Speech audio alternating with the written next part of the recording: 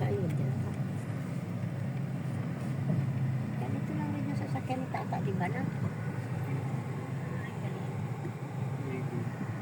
Wigo? Nakakapasok yung Wigo dito? Di mas matibay nga to.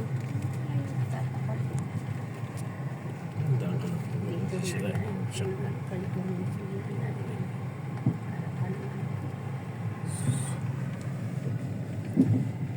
May resource na pala doon. Doon maganda na yung kalsada. Saan?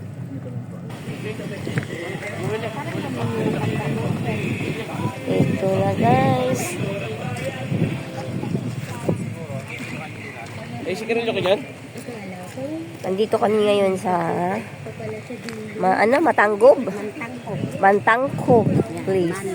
Mantangkob, Occidental Mindoro. Tingnan nyo guys.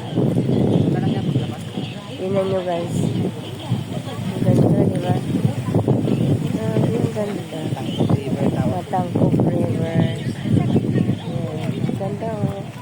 Ang grabe, oh. Ganda, guys, oh. Ang ganda, grabe. Solid.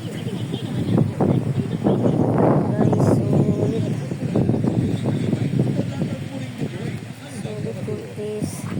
Ayan, may bangka-bangka sila. May bangka-bangka sila, guys. Ayan.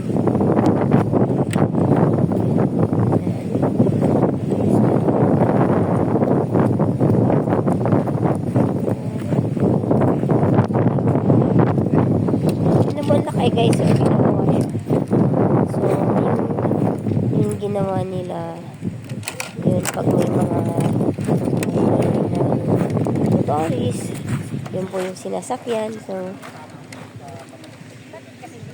yan siya guys. Yan. May mga balsa siya. Hi nanay!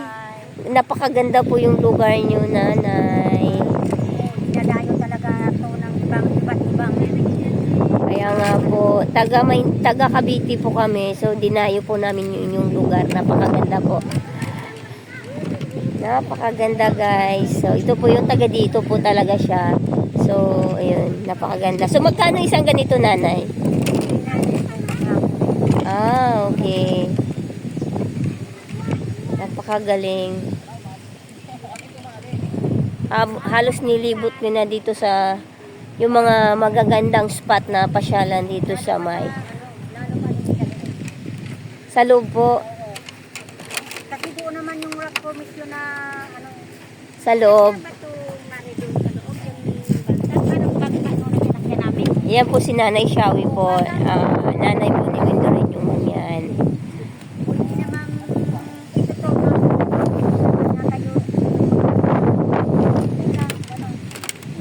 Ayan po, si Nanay po. Thank you po, Nanay.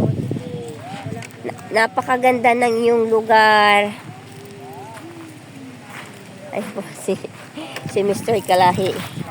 Si Mr. Kalahi at saka si Windorin yung mangyan.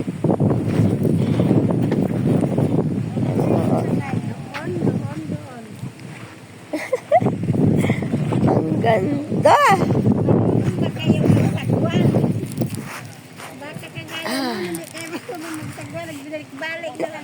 Sumakay kayo, Nay? Sabay kami ng bangka. Tapos, tempo ni Mindorin yung mangyan, guys. Si Asor.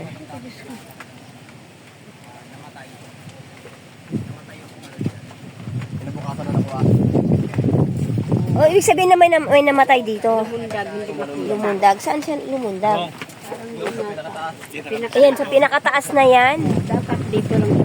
Tabi-tabi po. Tingnan nyo guys, yung tubig. Di malaman.